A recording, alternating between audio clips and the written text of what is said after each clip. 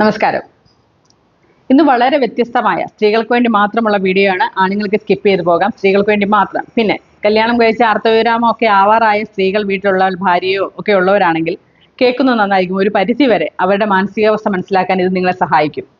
അതായത് ഇന്ന് ഒക്ടോബർ 18 ആഗോള അർത്ഥവിരാമ ദിവസമായി പ്രഖ്യാപിച്ചിരിക്കുന്നു. 2025 സന്ദേശം എന്ന് പറയുന്നത് ലൈഫ് ടൈം മെഡിസിൻ ആണ്. ഇതിലെ ലൈഫ് സ്റ്റൈൽ മെഡിസിൻ എന്നാണ് അവർ സന്ദേശം പറഞ്ഞിരിക്കുന്നത്. അതായത് നല്ല ആഹാരത്തിലൂടെയൊക്കെ ആരോഗ്യകരമായ ജീവിതം വീണ്ടെടുക്കാം എന്നൊക്കെയാണ് പറഞ്ഞിരിക്കുന്നത്. അപ്പം ഇത് സത്യം പറഞ്ഞാൽ ഇങ്ങനെ ഒരു അവസ്ഥ, അതായത് ഒരു ഗർഭിണി എന്ന് പറയുന്ന ഒരു അവസ്ഥയുണ്ട്. അതൊരു അവസ്ഥയാണ്, നല്ല രോഗമല്ല. അതേപോലെ തന്നെ ഒരു അവസ്ഥയാണിതും.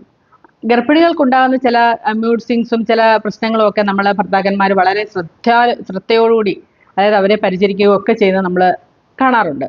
പതിവായിട്ടത് അല്ലേ, സ്വന്തം കുഞ്ഞിന് വേണ്ടിയാണല്ലോ എന്നൊക്കെ വിചാരിച്ച് അവരത് ശ്രദ്ധാപൂർവ്വം അവർക്കുണ്ടാകുന്ന ഓരോ കാര്യങ്ങളും മനസ്സിലാക്കി അവരുടെ കൂടെ നിന്ന് സപ്പോർട്ട് ചെയ്ത് നിൽക്കുന്നതൊക്കെ നമ്മൾ പല എല്ലാവരും ചെയ്യുന്നത് തന്നെയാണ്, എല്ലാ പുരുഷന്മാരും ചെയ്യുന്നത്. പക്ഷേ അതേ കരുതലോടുകൂടി തന്നെ കാണേണ്ട ഒരു കാര്യമാണ് ഈ ആർത്തവിരാമ ആ കാലഘട്ടം എന്ന് പറയുന്നത്. ഒരു 45 വയസ്സ് മുതൽ ചിലർക്കൊക്കെ തുടങ്ങും, ചിലപ്പോൾ അതിന് മുമ്പും തുടങ്ങാം, അതിന് ശേഷവും ആവാം. 45 വയസ്സ് കഴിയുമ്പോഴൊക്കെയാണ് കൂടുതലും കാണുന്നത്.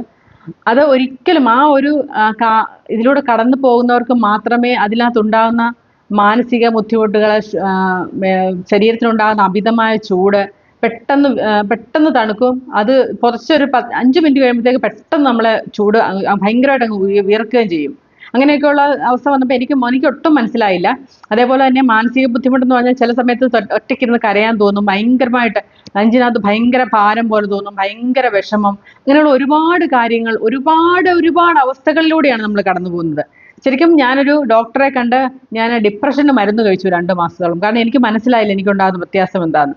അപ്പോൾ ആ ഡോക്ടർ തന്നെയാണ് എന്നോട് പറഞ്ഞു തന്നത്, അത്യാവശ്യം ഉണ്ടെങ്കിൽ മാത്രം കഴിച്ചാൽ മതി എന്ന് പറഞ്ഞു. പക്ഷേ ഞാൻ കുറച്ച് മക്കളാണ് കഴിച്ചപ്പോൾ എനിക്ക് തന്നെ മനസ്സിലായി ഇത് കണ്ടിന്യൂ ചെയ്താൽ നിർത്താൻ പറ്റാതെ വരും. അവസാനം ഞാൻ തന്നെ നിർത്തിയിട്ട് എനിക്ക് ഇഷ്ടമുള്ള കാര്യങ്ങളിലേക്ക് ഞാൻ എൻ്റെ മനസ്സ് തിരിച്ചു വിടുകയാണ് ചെയ്തത്. അങ്ങനെയാണ് എനിക്ക് ഒരു പരിധി വരെ എനിക്കതിൽ നിന്ന് രക്ഷപ്പെടാൻ സാധിച്ചത്.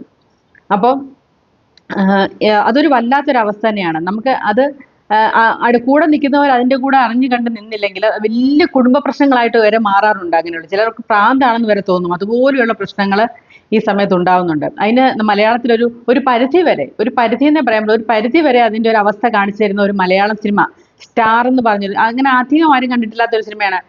നമ്മുടെ ഷീലുവും ജോജു ജോർജും കൂടെ അഭിനയിച്ച ഒരു സിനിമയാണ്. ഒരു പരിധി വരെ നമുക്ക് അതിനകത്ത് മനസ്സിലാകും ഈ ബുദ്ധിമുട്ടുകളെ കുറിച്ച്.